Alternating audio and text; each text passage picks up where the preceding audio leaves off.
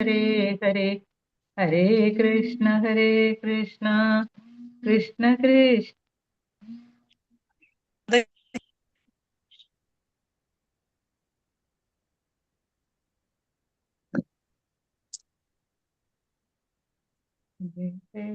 ഹരേ കൃഷ്ണ കൃഷ്ണ കൃഷ്ണ ഹരേ ഹരേ ഹരേ രാമ രാമ രാമ ഹരേ ഹരേ ഹരേ കൃഷ്ണ കൃഷ്ണ കൃഷ്ണ ഹരേ ഹരേ ഹരേ രാമ രാമ രാമ ഹരേ ഹരേ ഹരേ കൃഷ്ണ കൃഷ്ണ കൃഷ്ണ ഹരേ ഹരേ ഹരേ രാമ രാമ രാമ ഹരേ ഹരേ കൃഷ്ണ കൃഷ്ണ കൃഷ്ണ ഹരേ ഹരേ ഹരേ രാമ രാമ രാമ ഹരേ ഹരേ ഹരേ കൃഷ്ണ ഒന്നുകൂടെ എടുക്കാന്ന് പറഞ്ഞില്ലായിരുന്നോ? ഏതാ? അതിതാ ശ്ലോകം 27 തന്നെ ഒന്നുകൂടെ എടുക്കാന്ന് പറഞ്ഞു. അല്ലല്ല 27-ാമത്തതേ കുറച്ച് തുടങ്ങി. അല്ല 26-ആണ്. 26 ജസ്റ്റ് ഒന്ന് വായിച്ചോളൂ. 26 ഒന്നുകൂടെ എടുക്കാന്ന് പറഞ്ഞു. ഹരേ കൃഷ്ണ. ഹരേ കൃഷ്ണ. കഴിഞ്ഞ പ്രാവശ്യം നമ്മുടെ മഹാജനങ്ങളെ പറ്റി പറഞ്ഞ ഭാവാർത്ഥമായിരുന്നു അല്ലെ? ഹരേ കൃഷ്ണ. അതായത് മതാനുഷ്ഠാനത്തിന്റെ ഉദ്ദേശം ഭൗതിക നേട്ടമല്ല, ആത്മാവിനെ വിവേചിച്ചറിയാനുള്ള സാമാന്യ ജ്ഞാനമല്ല. മതാനുഷ്ഠാനങ്ങളുടെ പരമലക്ഷ്യം ഭൗതിക ബന്ധനത്തിൽ നിന്നുള്ള മോചനവും അതീന്ദ്രിയ ലോക സ്വതന്ത്ര ജീവിത പുനരാർജവുമാകുന്നു. അതാണ് എടുത്തു കഴിഞ്ഞത്. ഹരേ കൃഷ്ണ. ഇന്ന് നമ്മുടെ ക്ലാസ് തുടങ്ങാം. ഓം അജ്ഞാനതിമിരാന്തസ്യ ജ്ഞാനാഞ്ജനശലാകയാ ചക്ഷുരന്മീലിതം യേന തസ്മൈ ശ്രീ ഗുരവേ നമഃ. ശ്രീ ചൈതന്യ മനോഭീഷ്ടം സ്ഥാപിതം യേന ഭൂതലേ സ്വയം രൂപകഥാ മഹ്യം ദദാതി സ്വപദാന്തികം. വന്ദേഹം ശ്രീഗുരോൻ ശ്രീയുതപദകമലം ശ്രീഗുരോൻ വൈഷ്ണവാംശ്ച ശ്രീരൂപം സാഗ്രജാതം സഹഗണ രഘുനാഥാനിദം തം സജീവം സാദ്വൈതം സാവധൂതം പരിജനസഹിതം കൃഷ്ണ ചൈതന്യദേവം ശ്രീരാധാകൃഷ്ണപാദാൻ സഹഗണ ലളിതാ ശ്രീവിശാഖാംനിദാംശ. ഹേ കൃഷ്ണ കരുണാ സിന്ധോ ദീനബന്ധോ ജഗത്പദേ ഗോപേശ ഗോപികാന്ത രാധാകാന്ത നമോസ്തുതേ. തപ്തകാഞ്ചന ഗൗരാംഗീ രാധേ വൃന്ദാവനേശ്വരി വൃഷഭാനുസുതേ ദേവി പ്രണമാമി ഹരിപ്രിയ. വാഞ്ചാകൽപതരുഭ്യശ്ച കൃപാ സിന്ധുഭ്യ ഏവ പാവനേഭ്യോ വൈഷ്ണവേഭ്യോ നമോ നമഃ. നമാവോ വിഷ്ണുപാദായ കൃഷ്ണപ്രഷ്ടായ ഭൂതലേ ശ്രീമതേ ജയപതാക സ്വാമിന്നിധി നാമിനേ. നമാചാര്യപാദായ നിതായ കൃപാപ്രദായിനേ ഗൗരഗദാദാമദായ നഗരഗ്രാമധാരിണേ. നമാവോ വിഷ്ണുപാദായ കൃഷ്ണപ്രഷ്ടായ ഭൂതലേ ശ്രീമതേ ഭക്തിവേദാന്ത സ്വാമിന്നിധി നാമിനേ. നമസ്തേ സരസ്വതി ദേവേ ഗൗരവാണി പ്രചാരിണേ നിർവിശേഷശൂന്യവാദി പാശ്ചാത്യദേശതാരിണേ. ജയ ശ്രീകൃഷ്ണ ചൈതന്യ പ്രഭു നിത്യാനന്ദ ശ്രീ അദ്വൈത ഗദാധര ശ്രീവാസാദി ഗൗരഭക്തവൃന്ദ. ഹരേ കൃഷ്ണ കൃഷ്ണ കൃഷ്ണ ഹരേ ഹരേ ഹരേ രാമ രാമ രാമ ഹരേ ഹരേ. ഹരേ കൃഷ്ണ കൃഷ്ണ കൃഷ്ണ ഹരേ ഹരേ ഹരേ രാമ രാമ രാമ ഹരേ ഹരേ. ഹരേ കൃഷ്ണ കൃഷ്ണ കൃഷ്ണ ഹരേ ഹരേ ഹരേ രാമ രാമ രാമ ഹരേ ഹരേ. ജയ ജയ ഭാഗവത ദേവാ ജയ ജയ ഭാഗവത.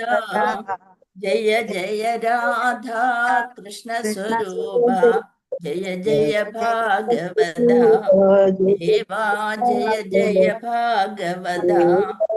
നിഗമകൽപതരോർഗളിതം ഫലം ശുഗമുഖാദമൃതദ്രവ സംയുതം പിബത ഭാഗവതം രസമാലയം മുഹുരഹോ രസികാ ഭുവി ഭാവുക നാരായണം നമസ്കൃത്യം നരം ചൈവ നരോത്തമം ദേവീം സരസ്വതീം വ്യാസം തതോ ജയമുദീരയേത് നഷ്ടപ്രായേഷു ഭദ്രേഷു നിത്യം ഭാഗവത സേവയാ ഭഗവതി ഉത്തമ ശ്ലോകേ ഭക്തിർഭവതി നഷ്ടകി മൂകം കരോതി വാചാലം പങ്കും ലംഘയതേ ഗിരിം യത്കൃപാതമഹം വന്ദേ പരമാനന്ദമാധവം ശ്രീഗുരും ദീനതാരിണം. ഹരേ കൃഷ്ണ കൃഷ്ണ കൃഷ്ണ ഹരേ ഹരേ ഹരേ രാമ രാമ രാമ ഹരേ ഹരേ മദ്ദേകബിന്ദോ മത്സംഖ്യൻ മദ്ഗുരോ മന്മഹാദന മന്നഷ്ടാരകമദാനന്ദ നമോസ്തുതേ. ഗ്രന്ഥരാജ് ശ്രീമദ് ഭാഗവതം കി ജയ്. ശ്രീല പ്രഭുപാദ് കി ജയ്. ഗുരു മഹാരാജ് കി ജയ്. ഹരേ കൃഷ്ണ. എല്ലാ വൈഷ്ണവർക്കും പ്രണാമം. ഹരേ കൃഷ്ണ. നമുക്ക് ഇന്നത്തെ ക്ലാസ് തുടങ്ങാം. ഇന്നലത്തെ നമ്മുടെ ഭാവാർത്ഥത്തില് ഇവിടെ പറഞ്ഞു, മതോദ്ദേശം അറിയുന്ന ഭഗവാന്റെ വിശിഷ്ട പ്രതിനിധികളായി 12 പേരുണ്ട്. അതെഴുതി തന്ന ഞാൻ 12 പേര്. ഭീഷ്മരെന്ന് പറഞ്ഞുള്ളൂ അല്ലെ? ഹരേ കൃഷ്ണ. അതൊന്ന് എഴുതിയെടുത്തോളൂ. 12 മഹാജനം. 12 മഹാജനങ്ങള്, അതായത് സനാതന ധർമ്മത്തിലെ ഭഗവാന്റെ അത്രയും വിശിഷ്ട പ്രതിനിധികളായ 12 പേര്. ഒന്ന് ബ്രഹ്മാവ്.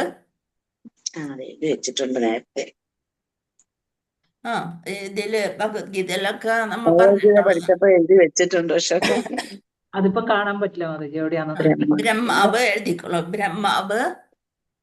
ബ്രഹ്മാവിന്റെ മകൻ ആരാണ്? നാരദൻ. ശിവ, 3 ശിവൻ. 4 കുമാരന്മാർ. 4 ആളുടെ പേരെന്താണ്? സനത്ത്, സനാതനൻ, സനത്കുമാർ, സനന്ദൻ. ഇപ്പൊ 4ാമത്തെ നമ്പർ കുമാര. 5 കപിലമുനി.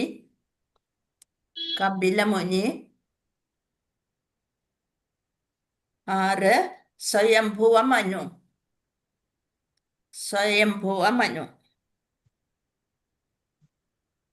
7 പ്രഹ്ലാദ് മഹാരാജ്.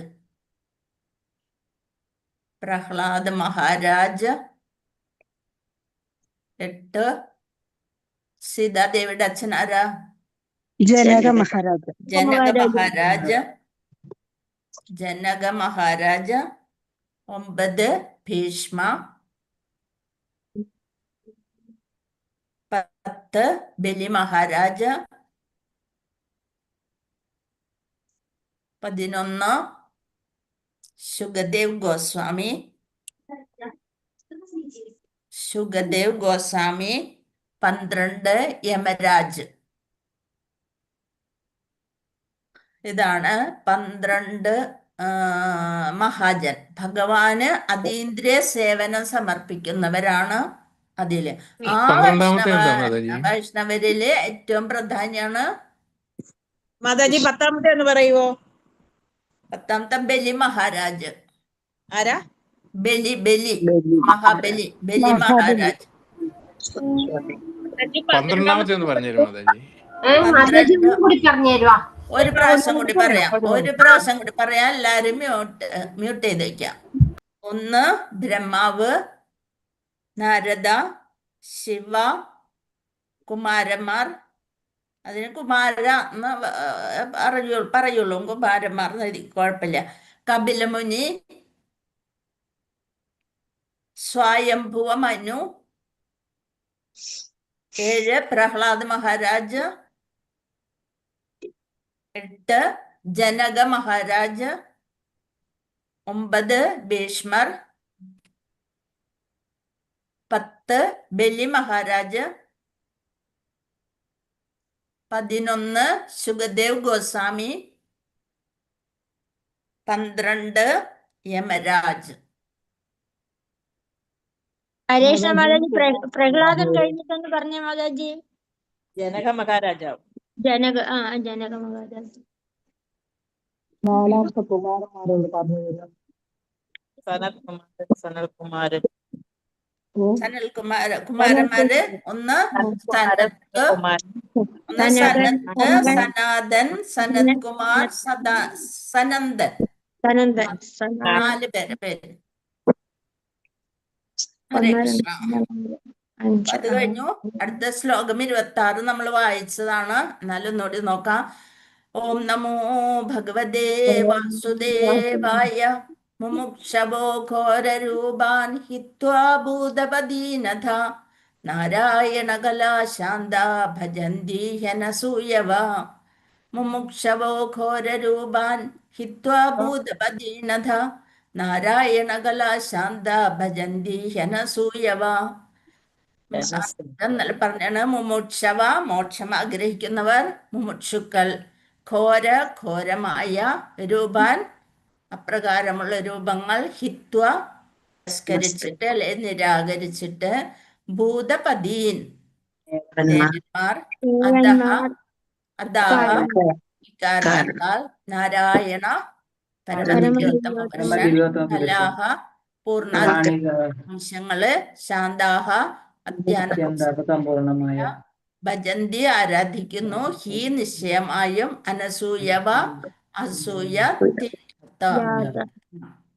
വിവർത്തനം ഭാവാർത്ഥം ശ്രീല പ്രഭുപാദിക്ക് ജയ്. ഗൗരവ മോക്ഷാർത്ഥികൾ അസൂയ തീണ്ടാത്തവരായിരിക്കും. എന്നല്ല നമ്മൾ പറഞ്ഞതാണ് ഇതൊക്കെ. ശരിയായിട്ടുള്ള മോക്ഷം ആഗ്രഹിക്കുന്നവര് അസൂയ ഉണ്ടാവില്ല, ഏവരെയും ആദരിക്കുന്നവരായിരിക്കും. അതേസമയം ഘോരവും ഭീഭത്സവുമായ ദേവരൂപങ്ങളെ പരിത്യജിച്ച്, ഏതാണ് ഘോരവും ഭീഭത്സവും? ഈ ചാമുണ്ടികള്, ചത്തന്മാര്, അങ്ങനെയൊക്കെ ഉണ്ടല്ലോ. അതാണ് ഘോരവും ഭീഭത്സവുമായ ദേവരൂപങ്ങളെ പരിത്യജിച്ച്, അവരെ വേണ്ടാന്ന് വെച്ചിട്ട് ആരെയാണ് ഉപാസിക്കുക? സർവാനന്ദമായ വിഷ്ണു ഭഗവാന്റെയും ഭഗവാന്റെ പൂർണ്ണാംശങ്ങളുടെയും സ്വരൂപത്തെ മാത്രം ആരാധിക്കുന്നു. ഭഗവാന്റെ അംശങ്ങളെയും പൂർണ്ണാംശങ്ങളെയും ഭഗവാനെയും മാത്രം ആരാധിക്കുന്നവരാണ് ഗൗരവമായ മോക്ഷാർത്ഥികൾ. അവരെ ഒരിക്കലും ഘോരരൂപികളായ ദേവന്മാരെയോ ബീഭത്സരൂപികളായ ദേവന്മാരെയോ ഒന്നും അവര് ആരാധിക്കില്ല. അർത്ഥം വിഷ്ണു വിഭാഗത്തിൽപ്പെട്ട, അതുകൊണ്ടാണ് നമ്മളെയൊക്കെ വൈഷ്ണവൻ എന്ന് പറയുന്നത്. വിഷ്ണുവിനെ ആരാധിക്കുന്നവര് വൈഷ്ണവൻ. വിഷ്ണു വിഭാഗത്തിൽ ഉൾപ്പെട്ട പരമദിവ്യോത്തമ പുരുഷനായ ശ്രീകൃഷ്ണൻ സ്വയം വ്യത്യസ്ത വിഭാഗങ്ങളായിട്ട് പൂർണ്ണാധികാരമുള്ള സംപൃക്ത രൂപങ്ങളായും അവിഭാജ്യ ഘടകമായ പാർത്ഥക്യ രൂപങ്ങളെ എന്നാ നമ്മൾ പഠിച്ചതാണ്. പാർത്ഥക്യ രൂപം എന്താണ്? ഹരേ കൃഷ്ണ. അതിനെ ജീവാത്മാക്കളൊക്കെ പാർത്ഥക്യ രൂപം, ഇത് സംപൃക്ത രൂപം. അവിഭാജ്യ ഘടകങ്ങളായ പാർത്ഥക്യ രൂപങ്ങൾ അത് സേവകര്, സംപൃക്ത അവശ്യ ഘടകങ്ങൾ സേവന അർഹര്. മനസ്സിലായല്ലോ? അത് ഭഗവാന്റെ സേവകരാണ് നമ്മള് പാർത്ഥക്യ രൂപങ്ങൾ സേവകര്. അത് ബ്രഹ്മാവ് തുടങ്ങി ഒരു അമീബ വരെ ആരാണ്? പാർത്ഥക്യ രൂപങ്ങളാണ്. ബ്രഹ്മാവ് തുടങ്ങി ഏറ്റവും ആദ്യത്തെ ജീവാത്മാവാണ്, ഏറ്റവും ഉന്നത നിലയിലുള്ള ജീവാത്മാവാണ് ബ്രഹ്മാവ്. ബ്രഹ്മാവിനായാലും ഏ കാലങ്ങളുണ്ടെങ്കിലും മരണം, വാർദ്ധക്യം, ജനനം ഇതുള്ളതാണ് ബ്രഹ്മാവ് അടക്കമുള്ളത്. സംതൃപ്ത അവശ്യ ഘടകങ്ങൾ സേവനാർഹരും ആരാധ്യ പൊരുളുമായ വിഷ്ണു തത്വഭാഗങ്ങളാകുന്നു. അവരെല്ലാരും ഈ പാർത്ഥക്യ രൂപവും സംതൃപ്ത രൂപവും ഒക്കെ വിഷ്ണു തത്വ ഭാഗങ്ങളാകുന്നു. പരമപുരുഷനാൽ അധികാരപ്പെടുത്തപ്പെട്ട സർവ്വദേവന്മാരും, മനസ്സിലായല്ലോ? ദേവന്മാരൊക്കെ പരമപുരുഷൻ അധികാരം കൊടുത്തിരിക്കുകയാണ്. ഇന്ന കാര്യങ്ങൾ നിങ്ങൾ ചെയ്യാം. സൂര്യഭഗവാൻ, അഗ്നി ഭഗവാൻ, അവരൊക്കെ അഗ്നിദേവൻ, സൂര്യദേവൻ, ഭഗവാൻ എന്ന് പറയൂല അവരൊന്നും. സൂര്യദേവൻ, അഗ്നിദേവൻ, ഇന്ദ്രൻ, വരുണൻ തുടങ്ങി ഓരോരുത്തർക്കും ഓരോ ഡിപ്പാർട്ട്മെന്റ് കൊടുത്തിരിക്കുകയാണ്. ഓരോ സേവനത്തിന് അവരെ ഏർപ്പെടുത്തിയിരിക്കുകയാണ്. അവിഭാജ്യ പാർത്ഥക്യ രൂപങ്ങളാകുന്നു. കേട്ടല്ലോ? അവിഭാജ്യ അവര് പാർത്ഥക്യ രൂപങ്ങളാകുന്നു. അവ വിഷ്ണു തത്വ വിഭാഗത്തിൽ ഉൾപ്പെടുന്നവരല്ല, വിഷ്ണു തത്വത്തിലുള്ളതല്ല. യഥാർത്ഥ പരമദിവ്യോത്തമ പുരുഷന്റെ സമാന ശക്തിമത്തായ ജീവാത്മാക്കളാകുന്നു. അവർ നേരിട്ട് ഭഗവാന്റെ തന്നെ പാർട്ട് ആൻഡ് പാർസൽ, ഒരു സ്ഫുലിംഗം മാത്രമേ ഉള്ളൂ. വിഷ്ണു തത്വം സമാന ശക്തിമത്തായ ജീവാത്മാക്കളാകുന്നു വിഷ്ണു തത്വങ്ങൾ. കാലങ്ങൾക്കും പരിസ്ഥിതികൾക്കും അനുസൃതമായി വിഭിന്ന ശക്തികൾ അവർ പ്രദർശിപ്പിക്കുന്നു. ഓരോ സമയത്തിനനുസരിച്ച് പലതരത്തിലുള്ള ശക്തികൾ. ഇപ്പൊ ബ്രഹ്മാവിൻ്റെ ശക്തിയൊന്നും സാധാരണ മനുഷ്യന്മാർക്കില്ല. അതുകൊണ്ടാണ് വിഭിന്ന പരിമിതങ്ങളായ ശക്തിയുള്ളവയാകുന്നു. വിഷ്ണു തത്വങ്ങളെ പോലെ അപരിമിതമായ ശക്തി അവർക്കില്ല. എല്ലാ ശക്തിയുള്ളതാണ് വിഷ്ണു തത്വങ്ങൾ. അത് അവര് അംശവും പരമാംശവും എല്ലാം ഉള്ളത്. അവർക്ക് എന്തുണ്ട്?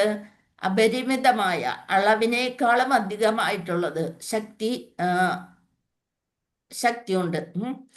ആകയാൽ വിഷ്ണു തത്വങ്ങളെ അഥവാ പരമദിവ്യോത്തമ പുരുഷനായ നാരായണന്റെ പൂർണ്ണ അധികാരമുള്ള അംശങ്ങളെ അവിഭാജ്യ ഘടകങ്ങളുടെ അതേ പട്ടികയിൽ തരംതിരിക്കരുത്. അപ്പൊ നമ്മളെ വിഷ്ണു തത്വങ്ങളെ, പൂർണ്ണാധികാരമുള്ള പരമദിവ്യോത്തമ പുരുഷന്റെ പൂർണ്ണാധികാരമുള്ള അംശങ്ങളെയും ഒരുപോലെ നമ്മൾ കാണരുത്. അങ്ങനെ ആരെങ്കിലും അപ്രകാരം പ്രവർത്തിക്കുകയാണെങ്കിൽ തൽക്ഷണം അവർ പാഷണ്ഡി എന്ന നാമമുള്ള അപരാധികളായിത്തീരുന്നു. ഭഗവത്ഗീതയിൽ ഈ വാക്ക് നമ്മൾ പഠിച്ചതാണ് അല്ലെ? പാഷണ്ഡികള് എന്താണ്? ഞാനും ഭഗവാനും ഒന്ന് തന്നെ, ഞാൻ ഭഗവാൻ തന്നെയാണ് എന്ന് പറഞ്ഞു നടക്കണവരെയാണ് പാഷണ്ഡി എന്ന് പറയുന്നത്. കലിയുഗത്തിൽ അനേക മൂഢന്മാർ അപ്രകാരമുള്ള നിയമാനുസാരമല്ലാത്ത അപരാധങ്ങൾ പ്രവർത്തിക്കുകയും ഇരുവിഭാഗങ്ങളെയും ഏകരീതിയിൽ ദർശിക്കുകയും ചെയ്യുന്നു. അങ്ങനെ കലിയുഗത്തില് അങ്ങനെ കുറെ മൂഢന്മാരുണ്ട്. ഭഗവാനും എനിക്കും ഒരേ കഴിവാണെന്നുള്ള ഒരു മട്ടിയിലുള്ളവർ. ഭൗതിക ശക്തിയുടെ പ്രാധാന്യമനുസരിച്ച് അവിഭാജ്യ പാർത്ഥക്യ രൂപങ്ങൾക്ക് വ്യത്യസ്ത പദവികളാണുള്ളത്. നമ്മൾ പറഞ്ഞാണ് ബ്രഹ്മാവ്, ഇന്ദ്രൻ, വരുണൻ, അങ്ങനെ പദവികൾ പലതരത്തിലുണ്ട്. അപ്രകാരം അവയിൽ ചിലത് കാലഭൈരവൻ, ശ്മശാന ഭൈരവൻ, ഇതാണ് നേരത്തെ പറഞ്ഞ ഘോര രൂപങ്ങള്. ശനി, മഹാകാളി, ചണ്ഡിക എന്നിവയ്ക്ക് സദൃശങ്ങളാകുന്നു. ഇതും ഭഗവാന്റെ തന്നെ ഒരു വിഭാഗങ്ങളാണ്. ഭഗവാന്റെ നമ്മളെ പോലെ തന്നെ ഈ ദൈവങ്ങളെയൊക്കെ ആരാധിക്കുന്നത് അധികവും ആരായിരിക്കും? നീച വിഭാഗത്തിൽപ്പെടുന്ന തമോ ഗുണപ്രധാനികൾ അഥവാ അജ്ഞരാകുന്നു. അജ്ഞത, അവർക്കറിയില്ല ആരാണോ. അപ്പോഴത്തെ ഇതിനു വേണ്ടിയിട്ട് അവര് തോന്നിയിടത്തൊക്കെ പോകും. ബ്രഹ്മാവ്, ശിവൻ, സൂര്യൻ, ഗണേശൻ തുടങ്ങിയവരെ പോലെയുള്ള മറ്റ് ദേവന്മാരെ ഭൗതിക ആസ്വാദന ആഗ്രഹങ്ങൾക്ക് വ്യഗ്രരായ രജോ ഗുണപ്രധാനികളും ആരാധിക്കുന്നു. അപ്പൊ തമോ ഗുണപ്രധാനികളും ആരാധിക്കുന്നത് ആരൊക്കെയാണ്? കാലഭൈരവൻ, ശ്മശാന ഭൈരവൻ, ശനി, മഹാകാളി, ചണ്ഡിക, തമോ ഗുണപ്രധാനികളും. മറ്റേ ബ്രഹ്മാവ്, ശിവൻ, സൂര്യൻ, ഗണേശൻ തുടങ്ങിയവരെ പോലുള്ള ദേവന്മാരെ ഭൗതിക ആസ്വാദനം എന്തെങ്കിലും നമ്മൾക്ക് വേണം. ഹരേ കൃഷ്ണ മാതാജി, ഹരേ കൃഷ്ണ മാതാജി, ഒരു ഡൗട്ട് ചോദിച്ചോട്ടെ? ആ, ഈ ശനി എന്ന് പറയുന്നതേ നമ്മുടെ ഈ ഗ്രഹങ്ങളിൽ പെടുന്ന ഒരു ദേവനായിട്ടും കണക്കാക്കത്തില്ലേ? അതിന്റെ ദേവൻ തന്നെയാണ് ശനിദേവൻ. ശനിദേവൻ. അപ്പോഴാ സത്വഗുണത്തിൽ വരുമോ? ഇല്ല, സത്വഗുണത്തിലുള്ളതല്ല, തമോ ഗുണിയാണ്. ശനിയുടെ അപഹാരം എന്നൊക്കെ കേട്ടിട്ടില്ലേ പ്രഭു? കേട്ടിട്ടുണ്ട്. അതുകൊണ്ട് അല്ല ചോദിച്ചത്, അതുകൊണ്ട് ഈ ഗ്രഹമായതുകൊണ്ട് നമ്മൾ അതിനെ അങ്ങനെ ഓരോ ഗ്രഹങ്ങളുണ്ട് അവർക്ക് അങ്ങനെ കൊടുത്തിട്ടൊക്കെ ഉണ്ട്.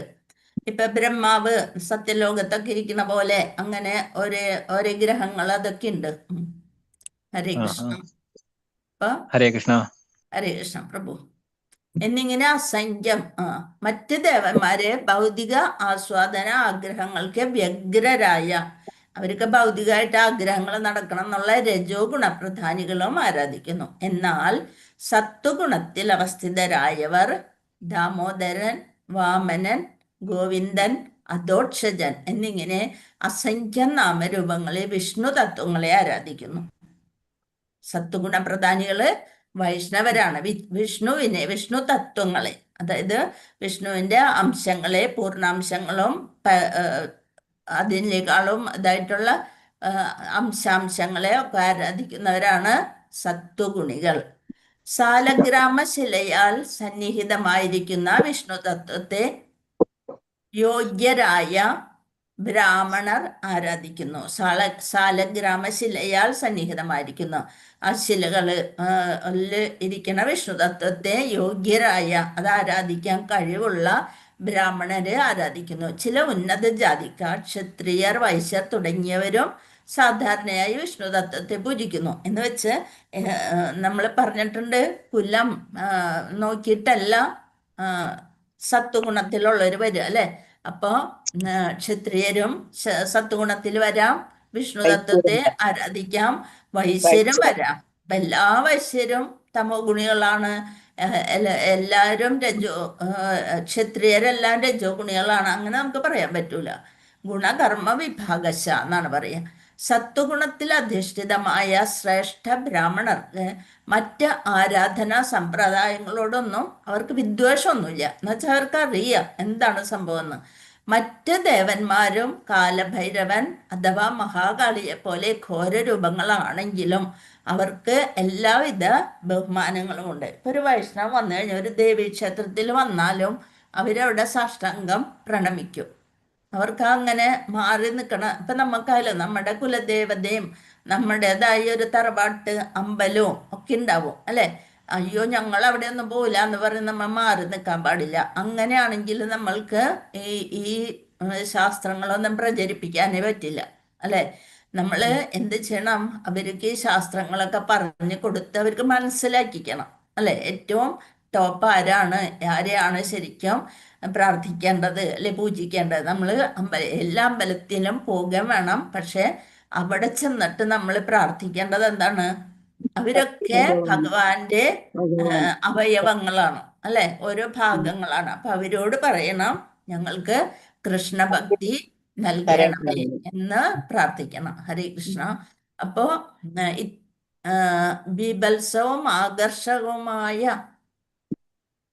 ഇവിടെ വരെ എത്തി നമ്മള് സർവദേവ തന്നെ മറ്റ് ദേവന്മാരും കാലഭൈരവൻ അഥവാ മഹാകാളിയെ പോലെ ഘോര രൂപങ്ങളാണെങ്കിലും അവർക്ക് എല്ലാവിധ ബഹുമാനങ്ങളും കൊടുക്കുന്നു. ഹരേ കൃഷ്ണ. മ്യൂട്ട് ചെയ്യാ തങ്കമ്മ ദാജി. ഹരേ കൃഷ്ണ. മ്യൂട്ട് ചെയ്യാം. ഇത്തരം ബീഭത്സ ലക്ഷണങ്ങളോടുകൂടിയ പരമപുരുഷന്റെ രൂപങ്ങളൊക്കെ തന്നെ വിഭിന്ന പരിസ്ഥിതികളിലെ വിവിധ ഭഗവത് സേവകരാകുന്നു. അവരെ ഭഗവാൻ തന്നെ പറഞ്ഞയക്കും. ഇന്ന ജോലി നിങ്ങൾക്കുണ്ട് എന്ന് പറഞ്ഞയക്കുന്നതാണ്. പല ദുഷ്ടന്മാരെ നിഗ്രഹിക്കാനും പലരെയും നല്ല രീതിയിലേക്ക് കൊണ്ടുവരാനും ഒക്കെ ഉപയോഗിക്കുന്നത് ഭഗവാൻ തന്നെയാണ് അവിടെ. എന്നിരുന്നാലും ബീഭത്സവും ആകർഷകവുമായ ലക്ഷണങ്ങളോടുകൂടിയ സർവദേവരൂപങ്ങളെയും അവർ നിരാകരിക്കുന്നു. അപ്രകാരം ഭൗതിക അവസ്ഥയിൽ നിന്നുള്ള മോചനത്തെ ഗൗരവമായി പരിചിന്തിക്കയാൽ വിഷ്ണു സ്വരൂപങ്ങളിൽ മാത്രം അവർ ശ്രദ്ധ കേന്ദ്രീകരിക്കുന്നു. ഇവര് സത്വഗുണത്തിൽ അടിസ്ഥാനമായ ശ്രേഷ്ഠ ബ്രാഹ്മണരെന്താണ്, അവര് ആ ഭൗതികതയ്ക്ക് വേണ്ടിയുള്ള പൂജകളൊന്നും അവരവിടെ ചെയ്യില്ല. അവരെന്ത് ചെയ്യും? വിഷ്ണു സ്വരൂപങ്ങളിൽ മാത്രം ശ്രദ്ധ കേന്ദ്രീകരിക്കുന്നു. അഖില ദേവന്മാരിലും വെച്ച് ശ്രേഷ്ഠനായ ബ്രഹ്മദേവന് പോലും ആർക്കും മോക്ഷം പ്രദാനം ചെയ്യാനുള്ള കഴിവില്ല. നമ്മൾ പഠിച്ചതാണ് അല്ലെ. ഹിരണ്യകശിപു ബ്രഹ്മാവിനെ പൂജിച്ചിട്ട് എനിക്ക് മരണമില്ലാത്തൊരു അവസ്ഥ വേണമെന്ന് പ്രാർത്ഥിച്ചു. പക്ഷെ ബ്രഹ്മാവ് എന്ത് പറഞ്ഞു? അത് മാത്രം എനിക്ക് തരാൻ പറ്റില്ല.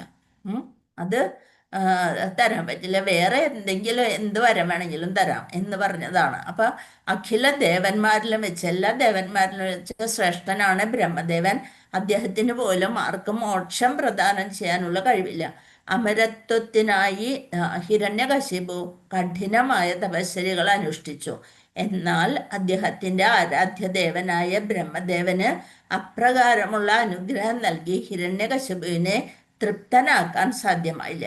ആകയാൽ വിഷ്ണു അല്ലാതെ മറ്റാരും മുക്തിപാത അഥവാ വിമോചനം ദാനം ചെയ്യുന്ന പരമദിവ്യോത്തമ പുരുഷൻ എന്നറിയപ്പെടുന്നില്ല.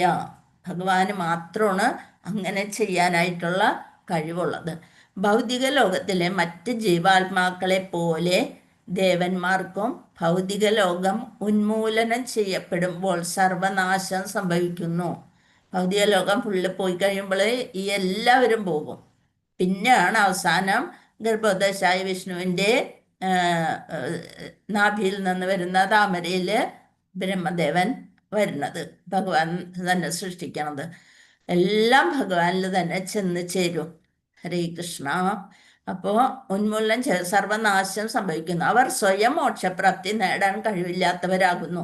അപ്പോൾ അവർക്ക് സ്വയം തന്നെ മോക്ഷം കിട്ടണില്ല എന്നുണ്ടെങ്കിൽ പിന്നെ അവർക്ക് ഭക്തർക്ക് എങ്ങനെ മോക്ഷം കൊടുക്കാൻ സാധിക്കും? ആരാധകന് താൽക്കാലികമായ നേട്ടമല്ലാതെ പരമമായ നേട്ടം പ്രദാനം ചെയ്യാനുള്ള കഴിവ് ദേവന്മാർക്കില്ല. താൽക്കാലിക നേട്ടങ്ങളൊക്കെ കൊടുക്കും, എന്നും നിലനിൽക്കേണ്ട നേട്ടം കൊടുക്കാൻ സാധിക്കില്ല. ഈ ഏക കാരണത്താൽ മോക്ഷേക വിദ്യാർത്ഥികൾ ദേവാരാധന മനഃപൂർവ്വം തിരസ്കരിക്കുന്നു. അതുകൊണ്ടാണ് മോക്ഷം വേണ്ടവര് ദൈവത്തിനെ ആരാധിക്കാതെ ഭഗവാനെ ആരാധിക്കുന്നത്.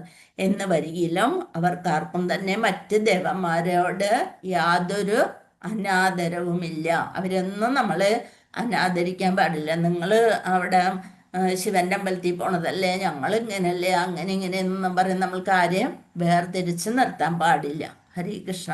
അവര് ഇനി ഈ ജന്മത്തിൽ അല്ലെങ്കിൽ മറ്റൊരു ജന്മത്തിൽ, അതായത് വൈഷ്ണവാനാം ശംഭു എന്നാണ് പറയുക അല്ലേ, ഏറ്റവും പ്രധാനപ്പെട്ട വൈഷ്ണവനാണ് ശിവൻ. അപ്പം ശിവന്റെ കാരുണ്യം കൊണ്ട് അവർ ആരായിട്ട് മാറും? ഭഗവാനെ തന്നെ പൂജിക്കാനുള്ള ഒരു കഴിവ് അവർക്ക് വരും. അടുത്തത് ശ്ലോകം 27. ഓം നമോ ഭഗവതേ വാസുദേവായ. രജസ്തമാ പ്രകൃതയ സമശീല ഭജന്തി വൈ പിതൃഭൂത പ്രജയശാദീൻ ത്രിയൈശ്വര്യ പ്രജപ്സവഃ. രജസ്തമാ പ്രകൃതയ സമശീല ഭജന്തി വൈ പിതൃഭൂത പ്രജയശാദീൻ ശ്രീ പ്രജപ്സവഃ.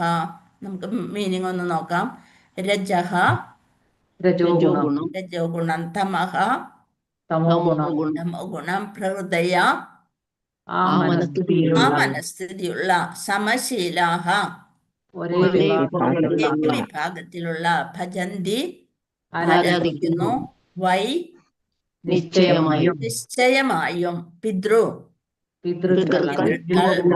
പിതാമഹന്മാർ, ഭൂത മറ്റു ജീവാത്മാക്കൾ, പ്രജേശ ആദീൻ വിശ്വപരിപാലകർ, നിയന്ത്രകന്മാർ, അതായത് വിശ്വഭരണകർത്താക്കൾ, ശ്രീയ സമൃദ്ധമാക്കുക, ഐശ്വര്യ ശക്തിയും, അതായത് സമ്പത്തും അധികാരവും, പ്രജ സന്തതി, ഈപ്സവഃ നമുക്ക് വിവർത്തനം നോക്കാം. രജോ തമോ ഗുണത്തിൽ അധിഷ്ഠിതരായവർ, കന്യകമാർ, സമ്പത്ത്, അധികാരം, സന്തതി എന്നീ ഭൗതിക നേട്ടങ്ങൾ അഭിലഷിക്കുകയാൽ ആ ഭൗതിക നേട്ടങ്ങളുടെ ക്ഷിപ്രസാധ്യത്തിനായി പിതൃക്കളെയും മറ്റ് ജീവാത്മാക്കളെയും വിശ്വപ്രവർത്തനങ്ങളുടെ അധികാരമുള്ള ദേവന്മാരെയും ആരാധിക്കുന്നു. പലതരത്തിലുള്ളവരെ എന്തിനു വേണ്ടിയൊക്കെയാണ് ആരാധിക്കുന്നത്? സമ്പത്ത്, അധികാരം, സന്തതി, മക്കളെ കിട്ടാനായിട്ടും, സ്വത്ത് കിട്ടണം, അധികാരം കിട്ടണം, ഇതിനൊക്കെ ഭൗതിക നേട്ടങ്ങൾ അഭിലഷിക്കുന്നത് കൊണ്ടാണ് അവര് ആ ഭൗതിക നേട്ടങ്ങളുടെ പെട്ടെന്നുള്ള സാധ്യത്തിനായി പിതൃക്കളെയും മറ്റ് ജീവാത്മാക്കളെയും വിശ്വപ്രവർത്തനങ്ങളുടെ അധികാരമുള്ള ദേവന്മാരെയും ആരാധിക്കുന്നു. ഇനി നോക്കാം നമുക്ക്. രജസ്തമാ പ്രകൃതയ സമശീല ഭജന്തി വൈ പിതൃഭൂത പ്രജേശാദീൻ ശ്രീ ഐശ്വര്യ പ്രജപ്സവഃ. വായിച്ചോളൂ. പ്രകൃതയ സമശീലാ ഭജന്തി വൈ രജസ്തമാ പ്രകൃതയ സമശീല ഭജന്തി വൈ പിതൃഭൂത പ്രജേശാദീൻ ശ്രീ ഐശ്വര്യ പ്രജപ്സവഃ. പിതൃഭൂത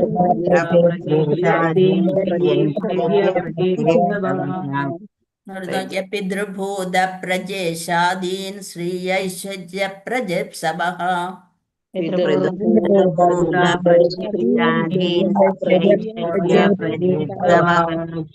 രണ്ടുപേര് വായിക്കാം. രജസ്തമപ്രകൃതയാ സമശീലാ ഭജന്തി വൈ പിതൃഭൂത പ്രജേശാദീൻ ശ്രേയൈശ്വര്യ പ്രജേത്സവഃ. ഹരേ കൃഷ്ണ. Thank you Mataji. സമശീല ഭജന്തി വൈ പിതൃഭൂത പ്രദേശാദിൻ ശ്രീ ഐശ്വര്യ പ്രജേപ്സവ. ഹരേ ഹരേ കൃഷ്ണ. കൃഷ്ണ. ഹരേ കൃഷ്ണ. മാതാജി വായിക്കട്ടെ. ആ, ജ്യോതി മാതാജി വായിച്ചു. രജസ്തമ പ്രകൃതയ സമശീലാ ഭജന്തി വൈ പിതൃഭൂത പ്രജേശാദീൻ ശ്രീ ഐശ്വര്യ പ്രജേത്സവഃ. ഹരേ കൃഷ്ണ. Thank you Mataji. ഇനി ഭാവാർത്ഥം നോക്കാം. ഭഗവത് ധാമത്തിലേക്ക്, ഭാവാർത്ഥം ശ്രീല പ്രഭുപാദിക്ക് ജയ്. ഭഗവത് ധാമത്തിലേക്ക് മടങ്ങിച്ചെല്ലാൻ ആത്മാർത്ഥമായി ആഗ്രഹിക്കുന്ന ഒരാൾ ഏതൊരു വിഭാഗത്തിലെയും ദേവനെ ആരാധിക്കേണ്ട യാതൊരു ആവശ്യവുമില്ല.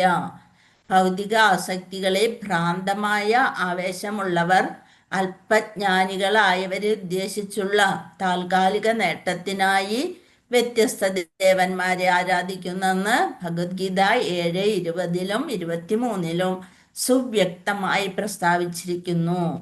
ഭൗതിക ആസ്വാദനങ്ങളുടെ തീവ്രത വർദ്ധിപ്പിക്കുവാൻ നാം ശ്രമിക്കരുത്. നമ്മൾക്ക് വീണ്ടും വീണ്ടും കിട്ടണം എന്നുള്ള ആഗ്രഹം, അത് കഴിഞ്ഞത് അമിതാഗ്രഹവും അവസാനം കാമായിട്ട് തീരും. അപ്പൊ അത് വർദ്ധിപ്പിക്കാനായിട്ട് നാം ഒരിക്കലും ശ്രമിക്കരുത്.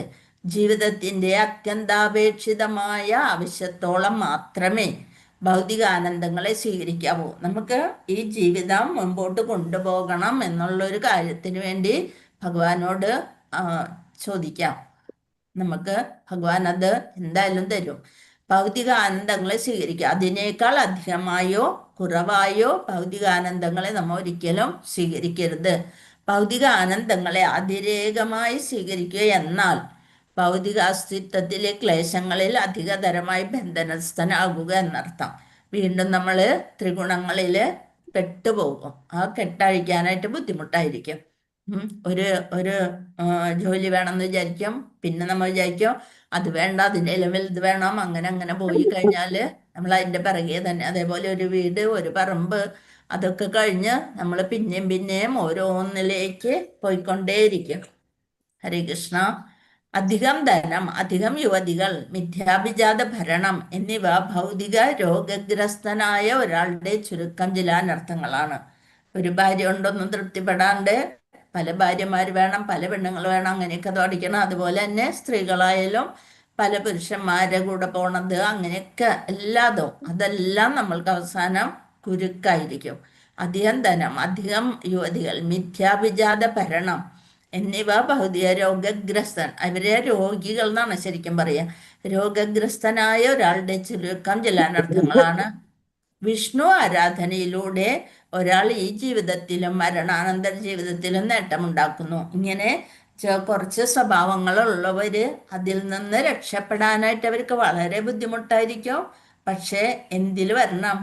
വിഷ്ണു ആരാധനയിൽ വന്നാൽ കുറേശ്ശെ അതിൽ നിന്ന് നമ്മൾക്ക് മോചനം ലഭിക്കും, ജീവിതത്തിൽ നേട്ടമുണ്ടാക്കുന്നു. ഈ തത്വങ്ങളെ വിസ്മരിച്ചുകൊണ്ട് മൂഢന്മാരായ ജനങ്ങൾ അധികം സമ്പത്ത്, ബഹുഭാര്യമാർ, അധികം സന്തതികൾ എന്നിവയുടെ പിറകെ പോകുകയും അതിനായി വിവിധ ദേവന്മാരെ ആരാധിക്കുകയും ചെയ്യുന്നു. ഇത്രയും നിർത്താം. നമ്മൾക്ക് ഇനി സമയം ഉണ്ടാവില്ല, അധികം ഉണ്ട്. അപ്പൊ ഇനി ബാക്കി നമ്മൾക്ക് നാളെ മാതാജി ഞാൻ കൊറേ നേരം നോക്കണോ, നെറ്റിൽ ഇല്ലാത്ത കാരണം എനിക്ക് എന്റെ ക്ലാസ് ഇന്നത്തെ അത് പോയി. അപ്പൊ യൂട്യൂബിൽ വരുമ്പോ കേട്ടോളൂ മാതാജി. ഹരേ കൃഷ്ണ. വാഞ്ചാകൽപതരുഭ്യശ്ച കൃപാസിന്ധുഭ്യേവ പതിതാനാം പാവന